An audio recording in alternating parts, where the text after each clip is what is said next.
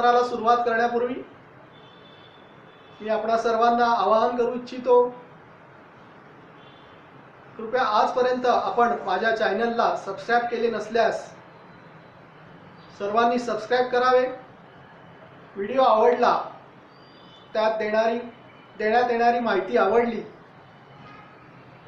तर हा व्हिडिओ इतर गरजूंना नक्की शेअर करा, लाईक करा आणि आपले प्रश्न कृपया कमेंट बॉक्समध्ये विचारत चला। तेव्हा लक्ष द्या मित्रांनो, आजचा प्रश्न आहे ग्रंथालय शास्त्राची 5 सूत्रे। आणि ही 5 सूत्रे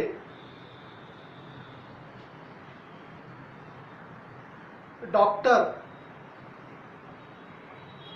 रंगनाथन, भारतीय ग्रंथालय शास्त्राचे जनक किंवा चळवळीचे जनक डॉक्टर एस.आर. रंगनाथन यांनी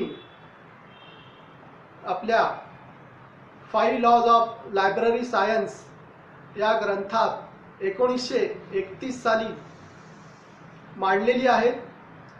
आणि हीच 5 सूत्रे आजपर्यंत तैहयात आपण आपल्या कार्यपद्धतीत अंमलात आणतो आहोत आणि त्या अनुषंगाने आपली दैनंदिन कामे पार पाडतो आहोत।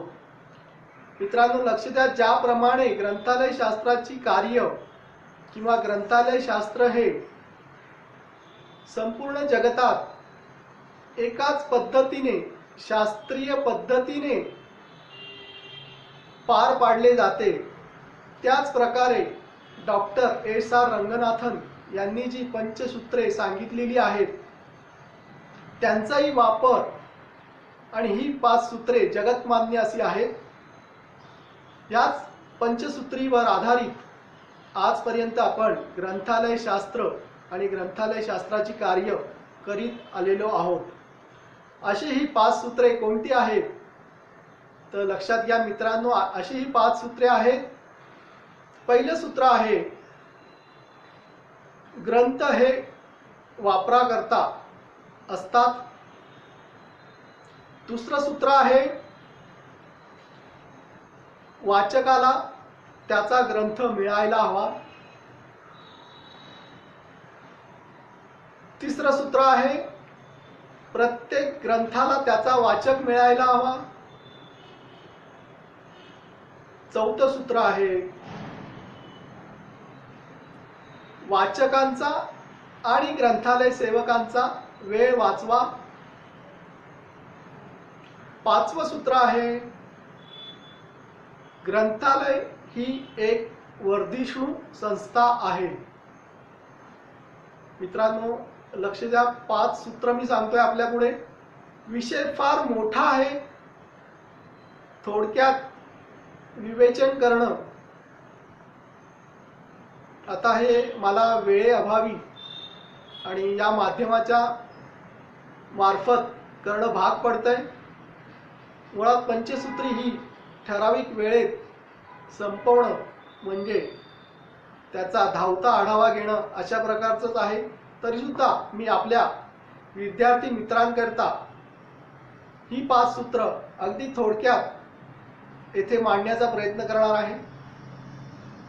मित्रांनो लक्षात घ्या, डॉक्टर एस.आर. रंगनाथन भारतीय ग्रंथालय शास्त्राचे जनक, जे गणिती तज्ज्ञ होते आणि त्यांनी ग्रंथालय शास्त्र या विषयात फार मोठं योगदान दिलेलं आहे। त्यांना अनेक पदव्या, रावसाहेब यासारखी पदवीही मिळाली होती। भारत सरकारकडून अनेक सन्मान त्यांना मिळाले। दिल्ली विद्यापीठातून डिलीट मिळाली त्यांना। अगदी देश विदेशात त्यांना मान सन्मान मिळाला।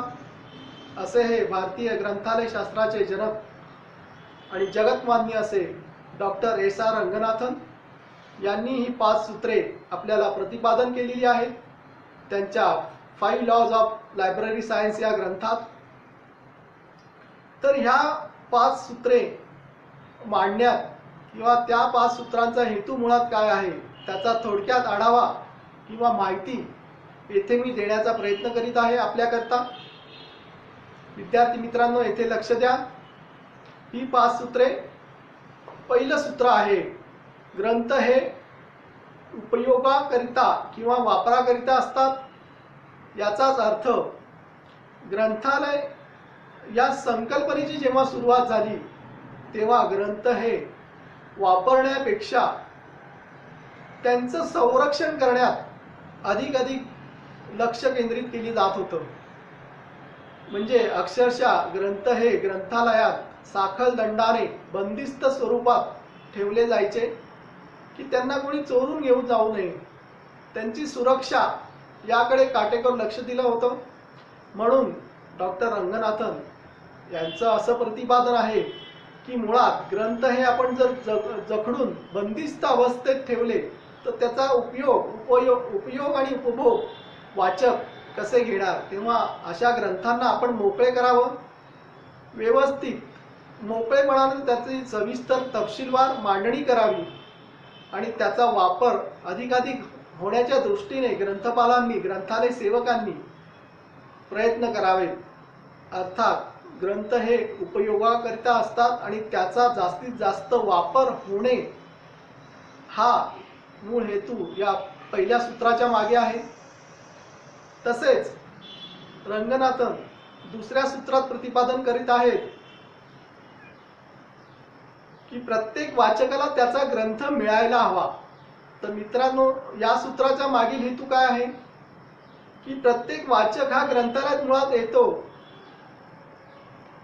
ते आपल्या आवडीचे, आपल्या अभ्यासाचे साहित्य ग्रंथ ग्रंथालयात उपलब्ध असतील आणि ते मला सहज उपलब्ध होतील, त्याचा उपभोग मी घेत राहीन या आशेने, या अपेक्षेने तो ग्रंथालयात प्रवेश करीत असतो।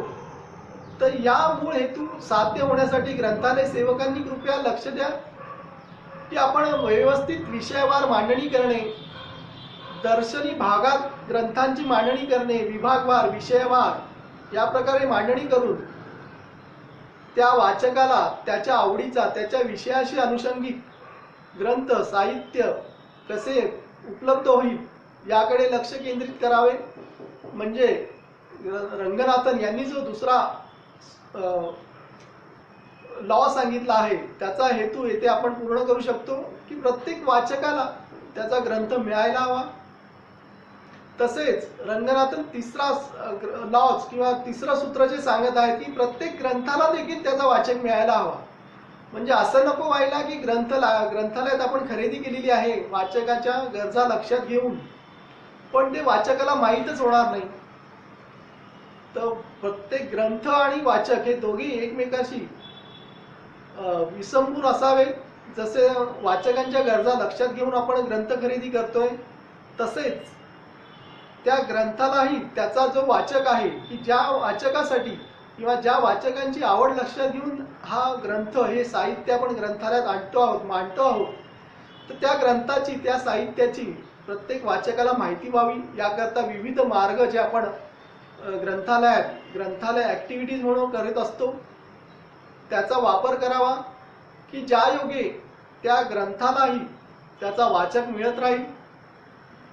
उदाहरणार्थ बुक क्लब असतील, बुक रिव्ह्यू असेल, डिस्कशन असेल, ग्रंथ प्रदर्शन असतील, नोटिफिकेशन असेल जे वाचकांना नवीन अपडेशन काही झाले, ग्रंथ याद्या पोहोचवणे वाचकांपर्यंत, हे सारखे काही छोटे छोटे उपक्रम असतील हे आपण आयोजित करत असतो त्याकरता। तर हे लक्षात घे, प्रत्येक वाचकाला त्याचा ग्रंथ आणि प्रत्येक ग्रंथाला त्याचा वाचक, ह्याकरताच आपण हे सर्व उपक्रम ग्रंथालयात योजित असतो। तसंच चौथा सूत्र किंवा चौथा लॉ जो आहे तो आहे वाचकांचा आणि ग्रंथालय सेवकांचा वेळ वाचायला हवा। म्हणजे काय, तर रंगनाथन यांना येथे अपेक्षित आहे की कमीत कमी वेळात उत्तम सेवा ही वाचकांना मिळायला हवी आणि ती ग्रंथालय सेवकांना देणे अपेक्षित आहे।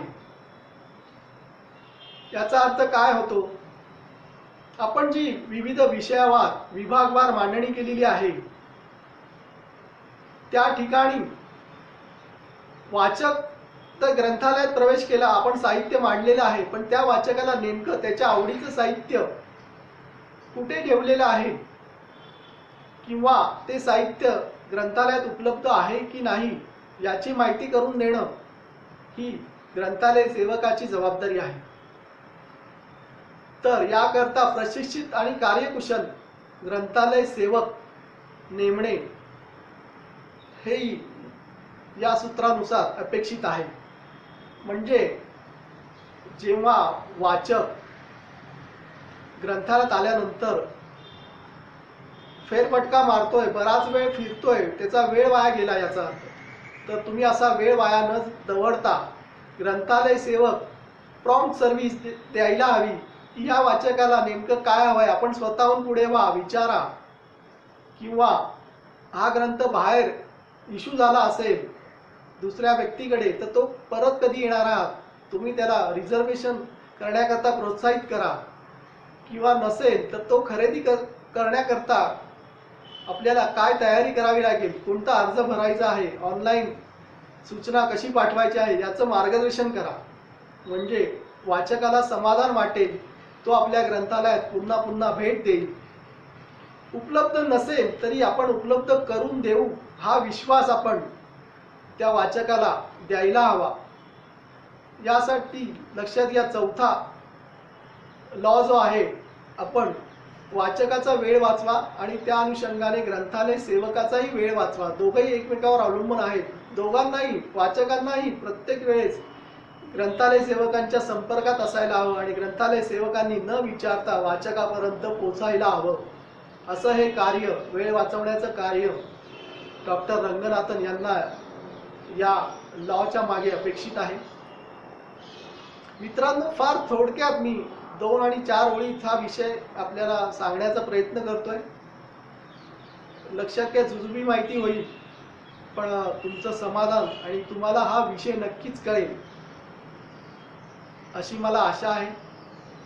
आणि आपण वळतोय 5वा आणि शेवटचं सूत्र, 5वा लॉ लायब्ररी सायन्स मधला, की ग्रंथालय ही एक वर्धिष्णू संस्था आहे. ग्रोईंग ऑर्गनायझेशन म्हणजे काय, तर ग्रंथालय हे सातत्याने वाढत असतं. तर ही वाढ जी प्रत्यक्ष डोळ्यांना दिसते, वस्तू असतील, मॅन पॉवर असेल, त्या अनुषंगाने येणारं तंत्रज्ञान, त्या अनुषंगाने येणारे विविध साहित्य हे डोळ्यांना दिसते. अगदी छोट्या जागेतून मोठ्या इमारतीमध्ये स्थलांतर होणे ही डोळ्यांना वाढ दिसते. वर्धिष्णू आहे, वाढतंय, सातत्य राखलंय ग्रंथालयांनी, याला म्हणतात वर्धिष्णू. म्हणजे सातत्याने वाढ होत राहते.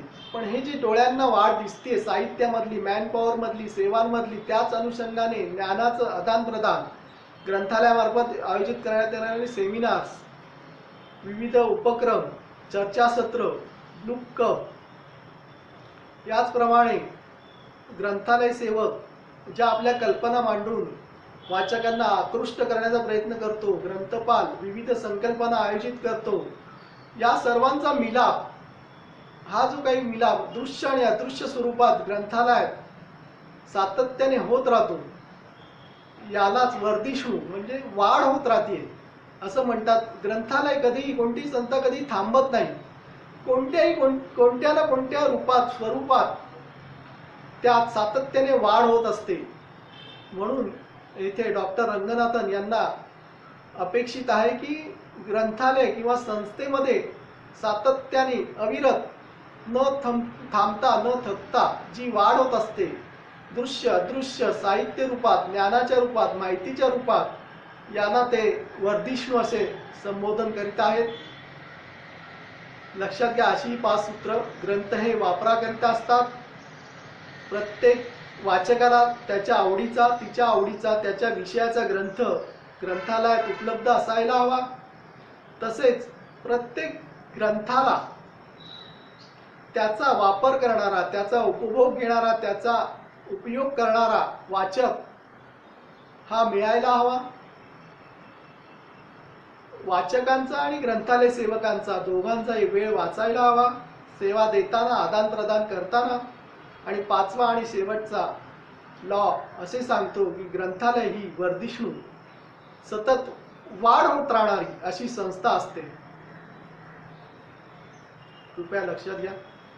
मित्रांनो, थोडक्यात विवेचन केलेलं आहे मी. आपला प्रश्न होता की 5 सूत्रांबद्दल आपण काय सांगाल.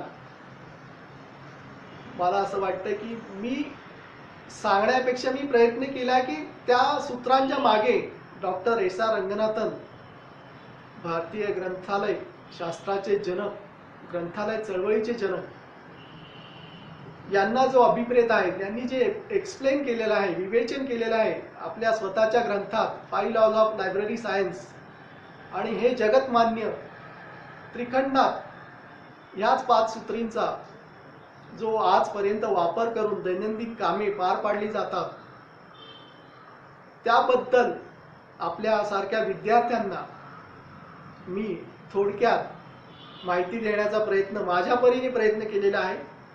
तर त्याची माहिती आपल्याला कळली असेल अशी आशा आहे.